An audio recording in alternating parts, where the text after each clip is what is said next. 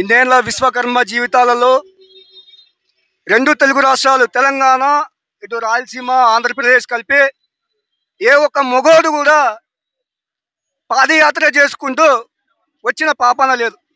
కానీ ఈరోజు తెలంగాణలో ఎక్కడో మూలన నల్గొండ జిల్లాకు సంబంధించిన ఒక వ్యక్తి పాదయాత్ర చేసుకుంటూ రెండు తెలుగు రాష్ట్రాలను కలుపుతున్నాడంటే ఇది ఒక విశ్వకర్మల యొక్క జాతి యొక్క ఐక్యత.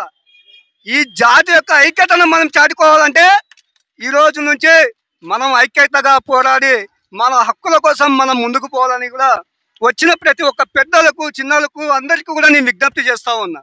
ఈరోజు నేను విశ్వ బ్రాహ్మణ హక్కుల పోరాట సమితి అని చెప్పేసి ఒక ఒక ఒక సంఘం పెట్టుకొని దాని ద్వారా అందరూ కమ్మర పని చేసుకునే వాళ్ళు, స్వర్ణకారులు, వడ్రంగి పని చేసుకునే వాళ్ళు, కంచెర పని చేసుకునే వాళ్ళు, ఇంకా మిగతా పనులు చేసుకునే వాళ్ళు అందరికీ కూడా సమాన హక్కులు కల్పించే విధంగా ప్రభుత్వం నుంచి ఆశిస్తూ డిమాండ్ చేస్తూ ఈ రోజు జరుగుతున్నటువంటి ఈ పాదయాత్రకు ఘనంగా మద్దతు తెలుపుతూ అదేవిధంగా 450 కిలోమీటర్ల పాదయాత్ర చేస్తున్నటువంటి మన పుష్పగిరి అన్న వాళ్ళ టీంకు హృదయపూర్వకంగా ధన్యవాదాలు తెలుపుతూ వాళ్ళ యొక్క పాదయాత్ర విజయవంతంగా ముగించుకోవాలని మనసా వాచ కోరుకుంటూ సెలవు తీసుకుంటున్నా.